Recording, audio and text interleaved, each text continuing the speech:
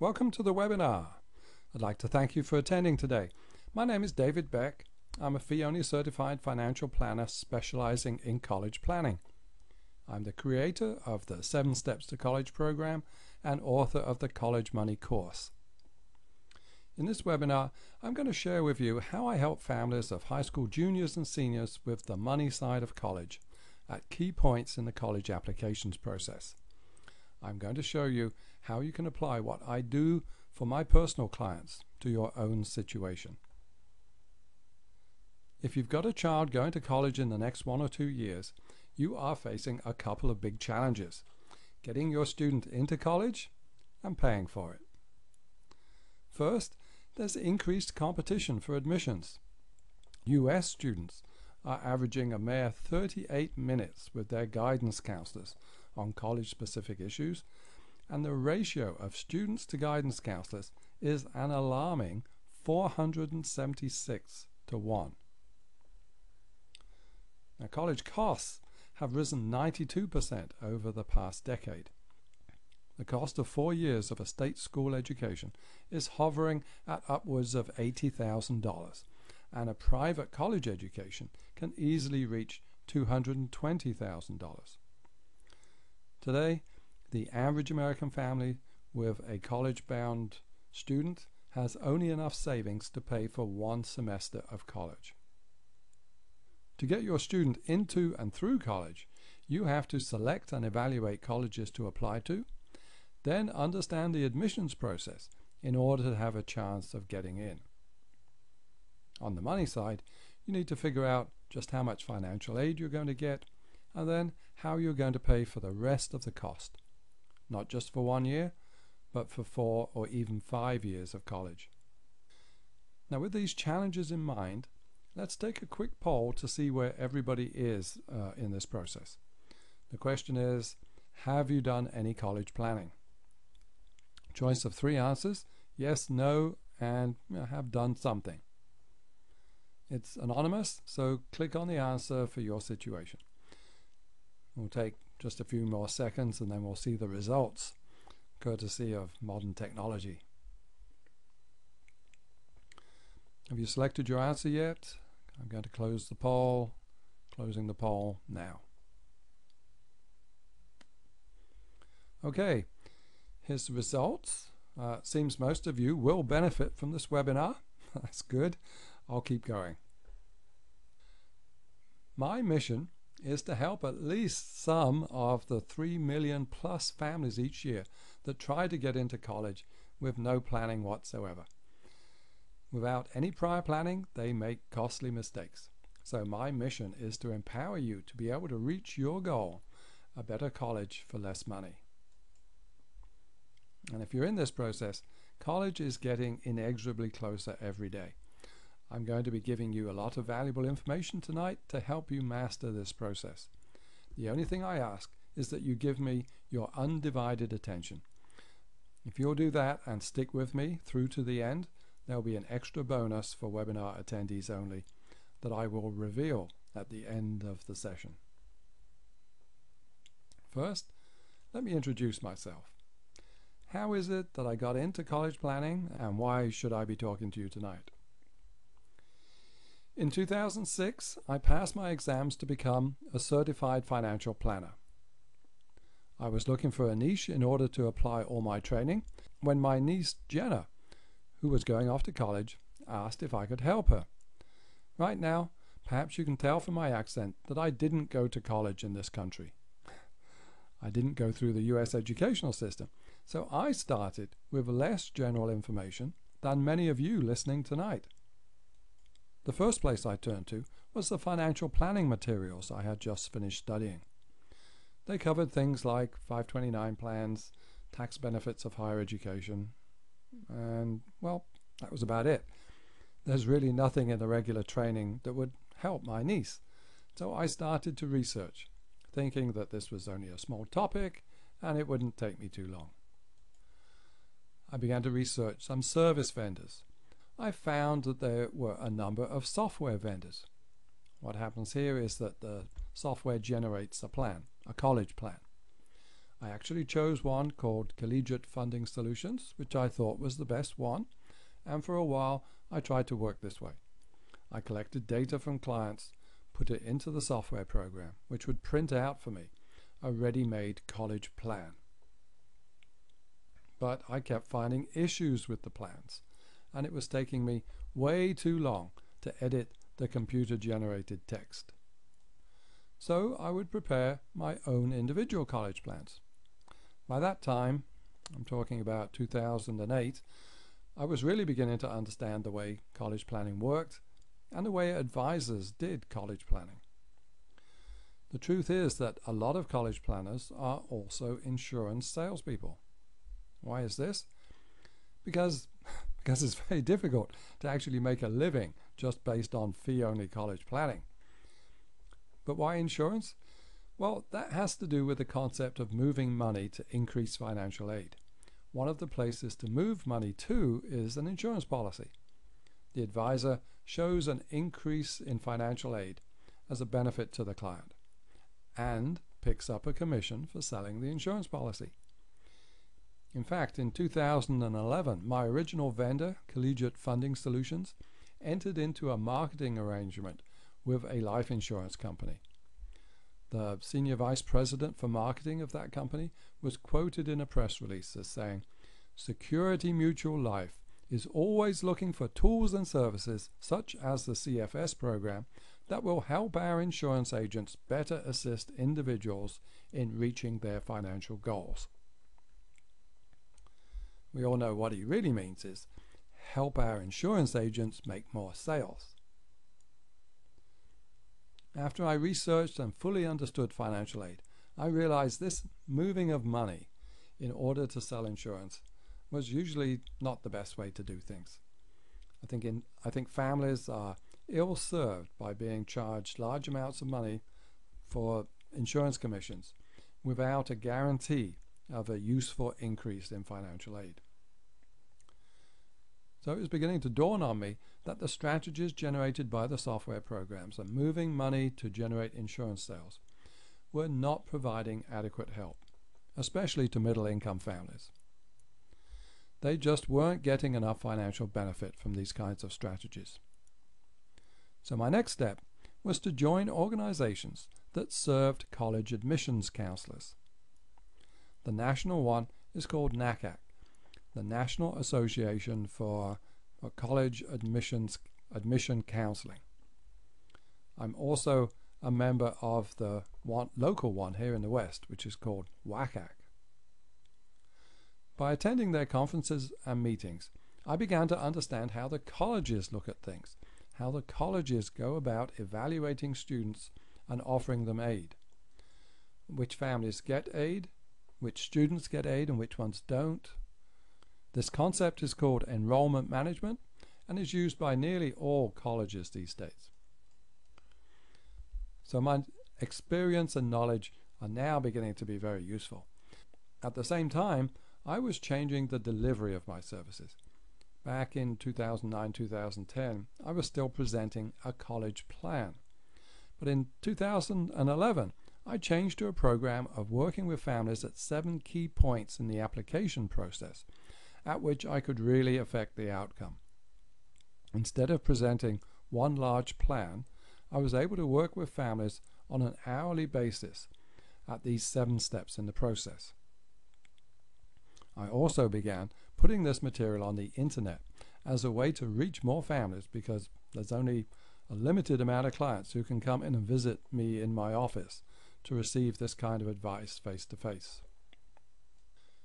So that's where I am today.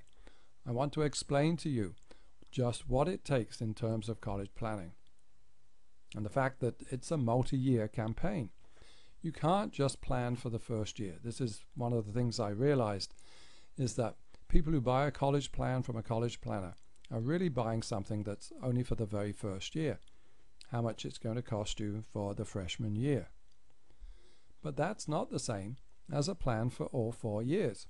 You've got to watch the situation where a family gets into a college, is able to finance it for the first couple of years, but then runs into trouble in the junior or senior year. And that's where loans come in, That's where the debts begin to pile up, and that's where families can get into trouble. So college planning is not easy. There's actually a lot to it, as I discovered. But on the other hand, it's not necessarily difficult either, once you understand the steps that are involved. Each individual step is manageable, and you don't have to do them all at once because they're spread out at time. So that makes them very manageable. Having said that, this planning has to be done. You can't get through this process without getting involved in it. So you might as well get some education and training and be prepared to do what you have to do. My feeling is that you should try not to be dependent on others for your planning. Now, I know this sounds kind of strange coming from somebody who charges money for these services, but if you depend on others too much, then what will happen is that you won't understand what's happening and how it's done. So the next year, when your students start sophomore year, then junior year or senior year, you will still be dependent on the same college planning person to do things like submitting the financial aid forms. And if you've got a second child coming along, you'll find yourself again going back to that same advisor and getting the same work done time after time.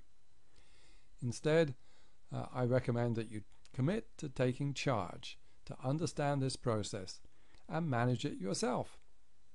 I believe you can do this. You can do this even if you're starting from scratch.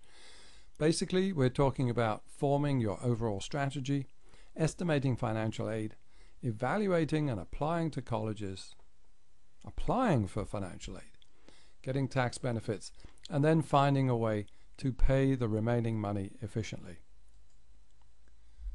Time for another poll. This time I want to ask you how you think about supporting your students' education financially. There are more choices on this one, so it will take a little more time. Where do you fall on this continuum between paying for it all and paying as little as possible? I'll give you a little more time.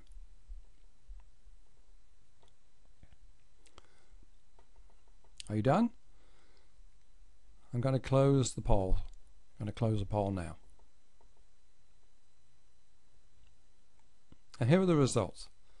Not too many of you are putting the whole cost on the student, which is good.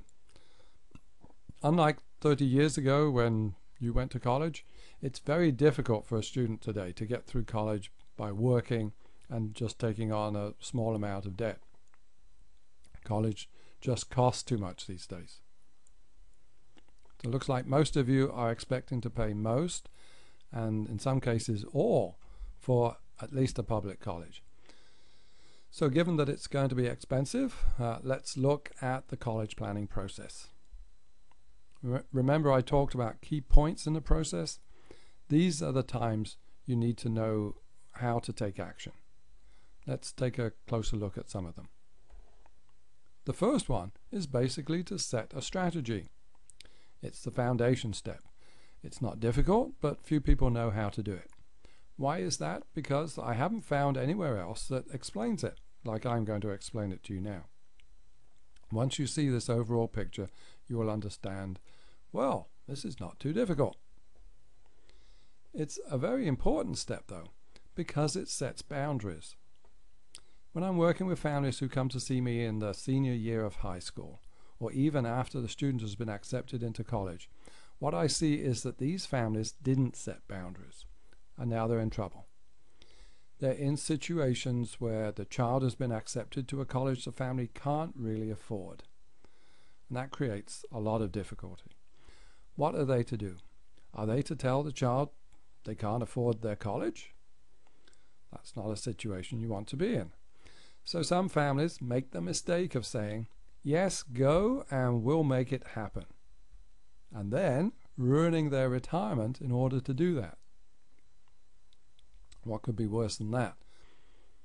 Well, what's worse is sending the child off to the college they can't really afford, spending all of their resources, and then in the third or fourth year not having any more money left, not having any more borrowing capacity, So the child drops out with student debt and no degree.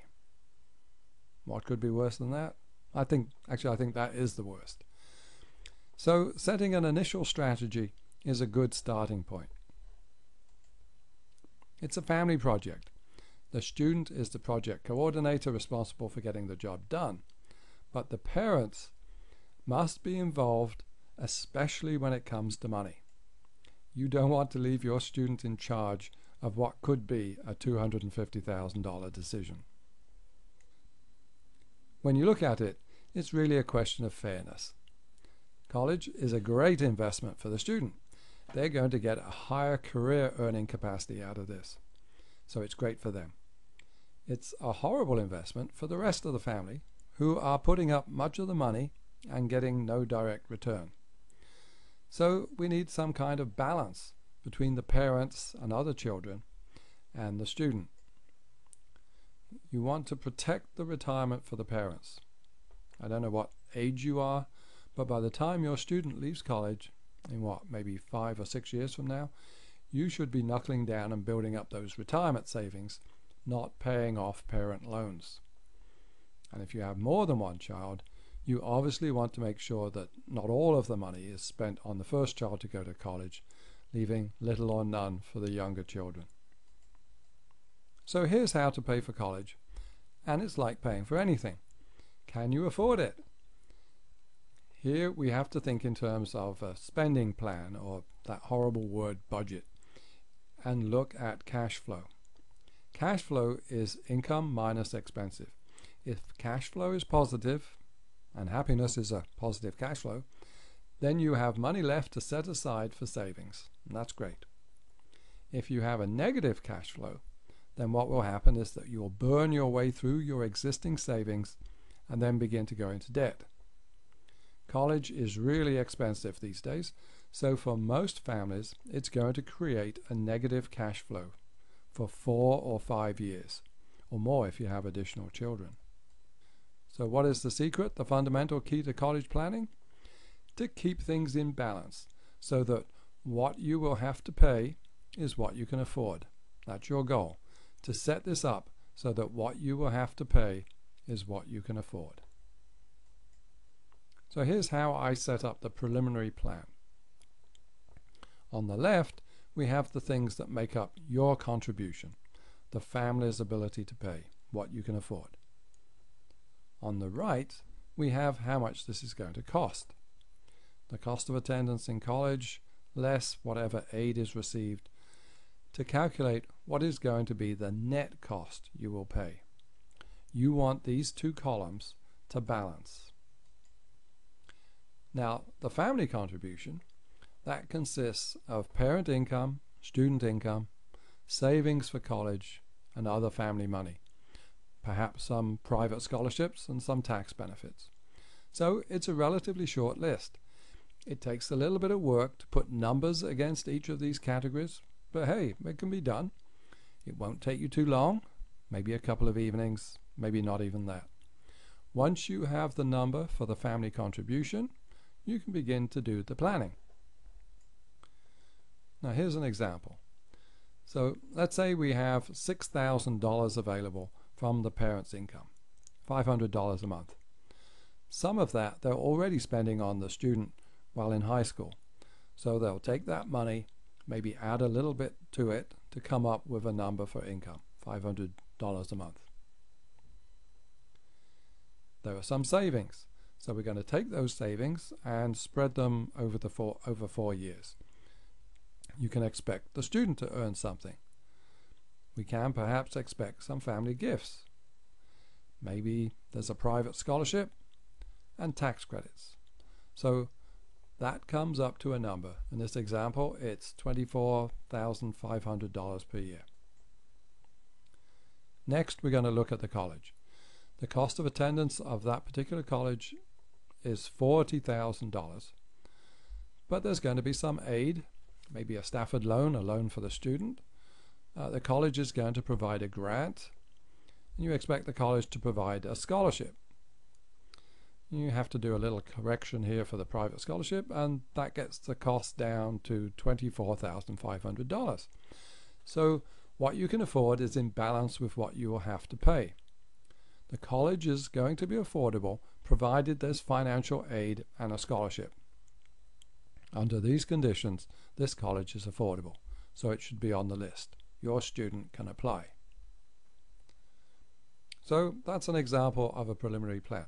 Put your numbers together for how much you can afford and then estimate the net cost for each college you're considering. So an important part is to understand just how much need-based financial aid you're going to get. This is aid that comes from the federal government, your state government perhaps, and also from the college. It depends on a number called the expected family contribution, the EFC. I want you to calculate this. I want you to figure out how to reduce it and then what that will give you. Allow you to estimate that aid that you will receive. So if you've got a pen and paper, you might want to write this down. It's a little formula. COA minus EFC equals need. COA, that's cost of attendance, the cost of attending college for just 1 year. And that can range from about $20,000 up to just over $60,000 these days. From the cost of attendance, you will subtract your expected family contribution, your EFC number. We'll talk about how to calculate this in a minute. The idea of this equation is that you are providing the EFC. Your family is on the hook. You and your student are on the hook for the EFC number. The difference between the EFC and the cost of attendance is the amount of need, the amount that you're short, and that sum is going to be met somehow, either by the government, your state, or by the college. So you concentrate on providing the EFC, and hopefully the rest of it, the need, is going to be taken care of. Now, how does this work? Well, you apply for financial aid by submitting something called the FAFSA, the Free Application for Federal Student Aid. On this application, you're going to put in your financial details, and the Department of Education will calculate your EFC number and send it to the college. The college will work out a financial aid package for you based on this EFC number. And you will do this every year your student is in college. It's like filing your taxes. Now, this is the expected family contribution. This EFC number is dependent on 4 main sources: parents' income, parents' assets, students' income, and students' assets. So the FAFSA questionnaire will ask you about these 4 things. Based on your answers, it will calculate the EFC. That EFC is your responsibility, but the rest of it, the need, will be met by things like grants, which would be federal grants or state or college grants, work study, and loans. Subsidized student loans are the best. Then you have unsubsidized student loans, and finally parent loans. As you go down this list, as you start from grants and work your way down to parent loans, the aid becomes less and less attractive. So let's talk about how income affects the type of aid you might receive. If you have a low income, you will probably get significant need-based aid. Middle income levels might get some need-based aid, and if you have a high income, well, probably no need-based aid, at least if you only have one child going to college at the same time. How does this work? Let me explain it to you. We have 3 columns. We have the public university on the left, and then 2 private universities. The height of the column is their cost, the cost of attendance. What we're doing is we're working up from the bottom towards the top of the column in terms of where the money will come from. At the bottom of the column, in dark blue, is the EFC. This is the money provided by the family. Now, this is a low income situation, lower income family, so there's significant need-based aid, which is in the form of grants and loans, money provided by the federal government and the state. That's the nice blue color. The college kicks in some additional money. That's the lighter blue, labeled need aid. And then if there's anything left, if there's a gap, and sometimes there is, then that's probably going to have to be met by the parents, by parent loans. That's the light green color. So see how the private college in the middle is a good college. It's going to meet all of the need, so it provides a lot of need-based aid from the college's own money. The private college on the right also provides need-based aid from its own funds, but it doesn't cover the costs of everything. There's a big gap to be covered by the parent loans. Does that college on the right cost more than the public college over on the left? Maybe, maybe not. Public college over on the left may take you 5 years to get through. The private college on the right may only take 4 years. And when you take that into account, even though there are larger loans involved for the 4 years, it might work out cheaper overall. It comes out in the calculations. So there's significant aid if you have a low-income family, or a single-parent family, or a first-generation student going to college, special circumstances. And that kind of family is going to qualify for the federal Pell Grant and subsidized loans, work-study, college need-based grants, and maybe some merit aid. The strategy, if you're in this kind of situation, is to look for no-loan schools because they're going to give you the better package. These schools are the ones with large endowments, and that's what you want to watch out for. Otherwise, there's going to be gapping. That's where they don't cover all of the need, which means that you're going to have to come up with extra money, more money than the EFC. And that's probably going to lead to a lot of debt. Also, if you're getting private scholarships, then the colleges might give you less money. What about a middle-income family? Basically, the EFC is higher, and they might get need-based aid at some colleges but not others. For example, a middle-income family might have an EFC higher than the cost of attendance at the public college. That means there's really going to be no aid other than an unsubsidized Stafford loan. That's a loan, a student loan, in the blue in the middle. They're going to pay the EFC amount, and the only aid they're going to get at the public college will be the Stafford loan. But at the private colleges, the cost of attendance is higher than the EFC, so there's still some need, and that need might be met 100% by the college in the middle column, or it might be met leaving some gap that would have to be met by the family. That's the college over on the right.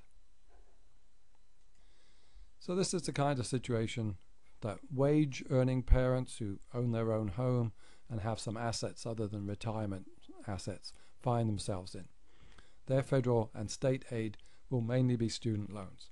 And when applying to colleges, look out for colleges that will give merit aid to make sure that there's no gap. What about if you're a high-income family? Well, mainly you're going to get no need-based aid other than that Stafford loan, even at an expensive college. Here we have an example where the EFC of the family is higher than even the cost of attendance at an expensive private school.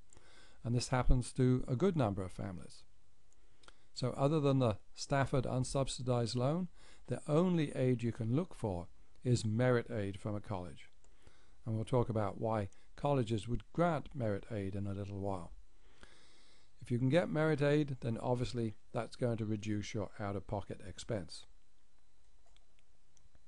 So strategies for a high-income family where their EFC is higher than the cost of attendance: try to get merit aid by applying to a college that will give you a scholarship.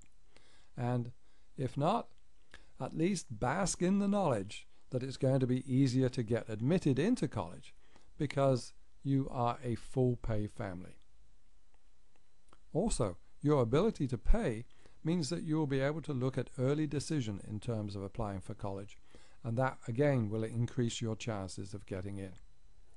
Bottom line, having the money to attend even an expensive college means that you're more likely to get into a selective school. It also means private scholarships are free money for you, and if you have high income, there are possible tax benefits you can look out for, although that's beyond the scope of this presentation. So the award package you receive from the college might consist of state and federal need-based aid, grants, work study, and loans. The college may provide need and merit aid, need-based aid according to the EFC, merit aid according to academic ranking and special talents or sports or for athletes. Could be there'll be a gap. You have to look out for the gap because that's really going to be your responsibility. Once you understand where you stand with regard to financial aid, you can begin to turn your attention to the selection and evaluation of colleges. This is very critical because basically it determines the cost. The higher the cost, the more you're making an investment decision. Is the college really worth that higher cost? So here's a quick way of looking at admission strategies. Many families basically try to keep up with the Joneses and only apply to Ivy or prestige schools. That list of 50 colleges that everybody knows the names of. But when it comes down to it, the academic of the student is inadequate, and they're not going to get significant need-based aid, and there'll be no merit aid, and the family really won't be able to afford it. The chances of success in these situations is slim to none. So, why not turn to plan B, which is to look beyond the Ivies and the prestige schools and look at second tier or even a third tier private college. In terms of academic ability, these will be a more comfortable fit for the student, and not only will the price be lower, but the college will be more inclined to provide aid, so paying becomes much easier. So we go from a slim to none chance of getting in and succeeding to a college which is a relatively easy fit. Now that makes sense to me. So in terms of looking for colleges, try to maximize the aid you'll get from the college. What you want to try and do is to get into a college that's going to give grants or scholarships. Now, why would they do this? Because if you're a second-tier college, you're competing with the local public colleges. And one way you can do this is by offering some financial assistance to make your college more attractive. They are discounting the tuition. So the tuition is a certain amount according to the college guidebook, but actually they're going to provide a grant that will knock some of this off so as to make themselves more competitive. You want to position your student to receive these discounts. So how do you position your student?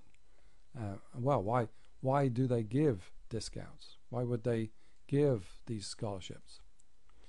Because they're looking for special talents, athletes, that kind of thing, or looking down the road to when the student graduates and becomes an alumni, earns a lot of money and contributes back to the college.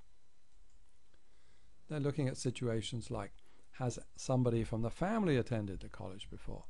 Is the parent an alumni, a donor, or able to pay the full amount? On the other hand, they're also looking for diversity in their class. So they will look favorably at minority or first generation students from a different culture. Now, you've obviously heard in the news that a lot of colleges are looking favorably at international students. Why is this? For cultural diversity? Well, also because they're full pay students. The other thing they're looking for is good students academically. So if your student is in the top 25% of all applicants, then they might expect some merit aid. Now, so how do you get merit aid? Look at the SAT scores for who's going to the college. Can you get above that 75% level? So here we have a couple of examples of the SAT reading score at University of San Francisco, Chapman University, and Claremont McKenna. Where are you on the scale? Now, if you have an SAT score in reading of 620, then you're in reasonable shape for the University of San Francisco. Can you take an SAT prep course and bring that up? If so, you might be in better shape for Chapman. The SAT prep course is probably not going to get you as far as necessary to get merit aid at Claremont McKenna though. But if you do have a critical reading score of 740, 750 level, then by all means look for merit aid from Claremont McKenna. So what we're hoping for is an SAT score maybe 30 points over the 75% mark in each SAT section in order to get significant merit aid. As we just saw, you can select colleges where you can achieve that level. Research those schools that offer merit aid, match your student to the colleges where they will be in the top rank academically, apply early before all the money has been given out, and then on top of that, investigate competitive scholarships at the college. So it requires some research on each college that you're applying to, setting a level of expectation as to whether or not you're going to get merit aid, and then putting the net cost of the college into your preliminary plan. So how do you estimate what you might be given in terms of merit aid? One thing you can do, a few people do it, is call the college and ask. Now, I've got this GPA and these SAT or ACT results. What can I expect?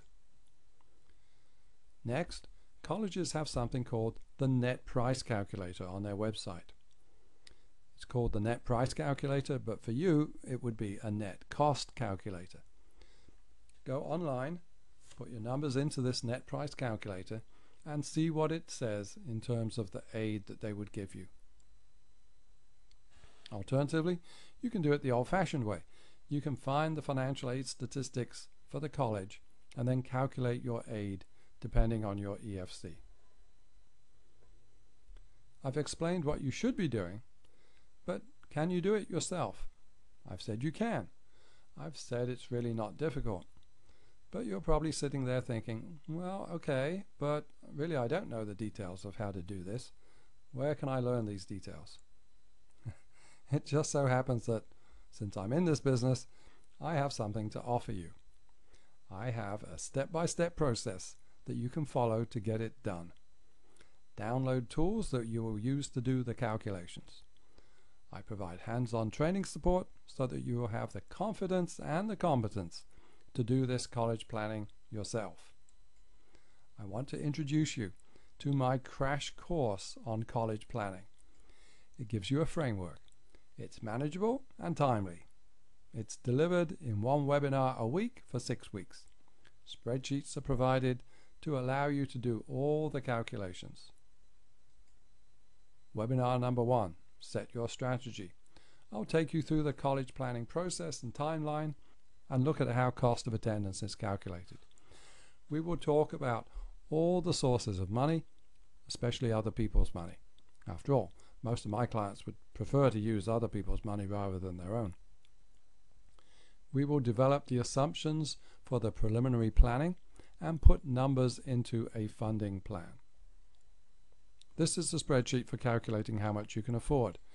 You enter your own estimates of how much you can afford, and we will talk about stretching and going to the max to get the levels that you need. That will give you an estimate of just how much you think you can really afford, your real family contribution, as opposed to the government estimate of your financial contribution. Next step, financial aid.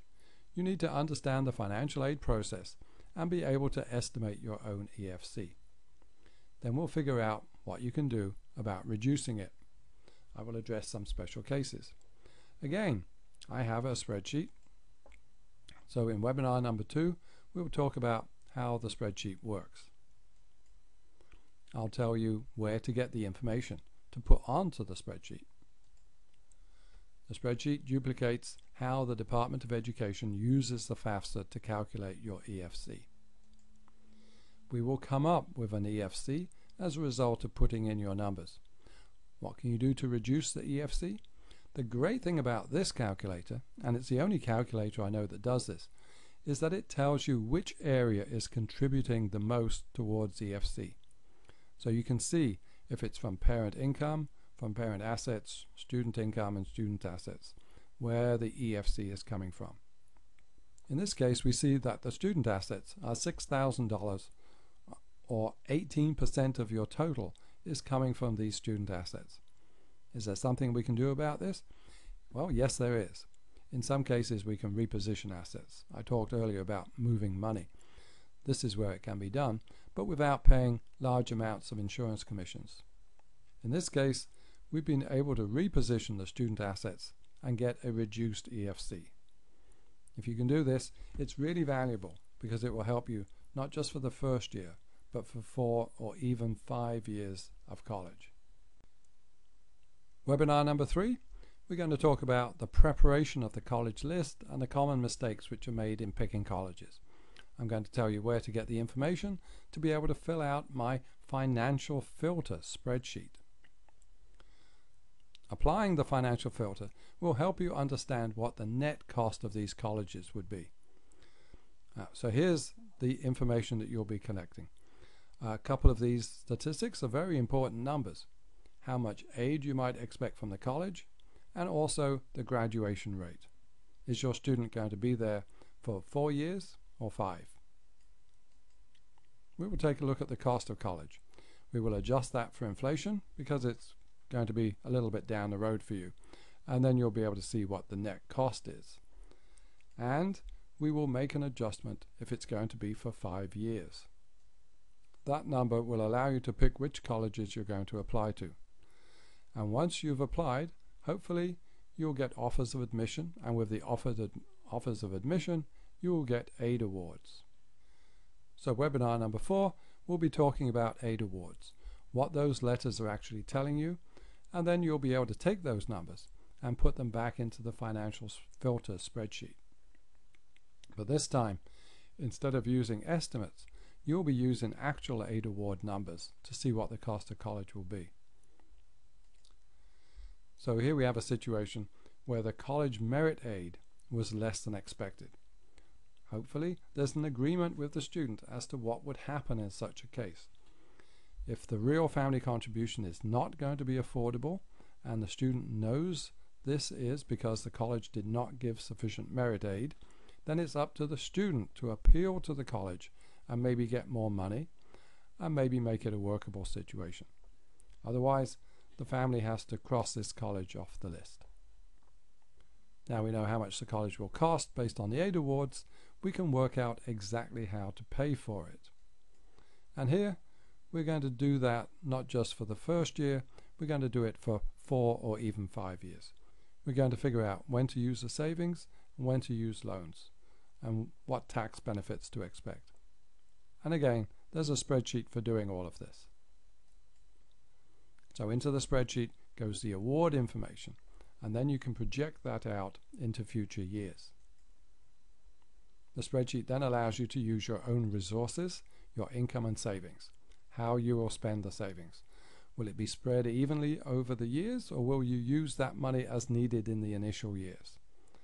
So you assign these resources until the cost of attendance is met. But maybe you find that doing this, there's a shortfall in later years. How are you going to cover that shortfall? So the last webinar talks about student loans. Which loans are best? What kind of loans do you really want? How much can you borrow? And how you're going to pay them back. Another spreadsheet. We will enter the loans needed and project the loan payment and overall cost of the loan. Take this information and put it back into the 4-year funding plan to make sure that that funding plan still works. In this case, there are parent loans. There is $483 per month due on the loan. Well, sending that payment to the student loan lender is going to affect your ability to send money to the college. So you may have to go back into the 4-year plan and reduce the amount that's coming from your income. Maybe that means a bigger loan is needed. Do this a couple of times until you finally work it out. But at some point, you will have that understanding. You will have a 4-year plan for how to pay for college. This crash course is easy to take. Download the materials in advance, log into the webinar, watch the training. It's a live webinar and you'll be able to ask questions, so you will have a full understanding at the point of leaving the webinar. Then do the work as instructed. The webinars are recorded because you won't be doing the later stages of the process immediately. You'll want an understanding of the whole process, but when that time rolls round, you'll probably want to refresh your memory by going to the recorded webinars. What I really want is for you to avoid the situation that many families with high school seniors find themselves in. They don't know how much college will actually cost until April of senior year. By then, it's too late to change the college list. They are stuck with a limited number of choices, the offers of admittance the student has received. And sometimes all of these options are bad. It's a dreadful decision between a college they can't afford and a safety school the student really doesn't want to go to. The benefit of this course is that you will avoid this sort of situation because you'll understand what to do and why you're doing it, when it needs to be done, and how to do it. This means you'll avoid mistakes, save time, money, and worry, and achieve your goal, which is getting the highest quality education for your student without breaking the bank. Also, I have a guarantee, an unconditional guarantee. You must be satisfied, otherwise you get your money back. You can experience the first 3 webinars to make sure this course is for you. If you decide it isn't for you for any reason, just email and ask for your money back. I tell you what, I don't think you'll do that because I believe you will want to stay in the program and receive the rest of the content and the ongoing support that I provide. Now, this is not a training program for people who expect access to secret scholarships or untapped sources of financial aid money or ways to cheat the system or how to escape their responsibilities to the student, the college, or the government. I'm not offering an easy way out. This course is for people who understand that this is a complex process needing specialized knowledge in order to get the best results and avoid costly mistakes.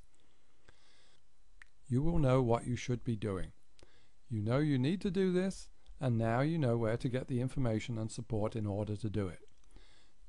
Here's the incredible value of this course. It's the latest techniques. You're getting my professional advice on the live webinars. There are no personal consulting fees. You are not paying thousands of dollars for a plan.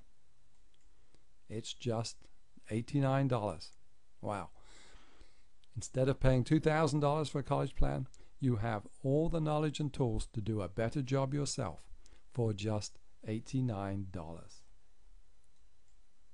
Enroll today.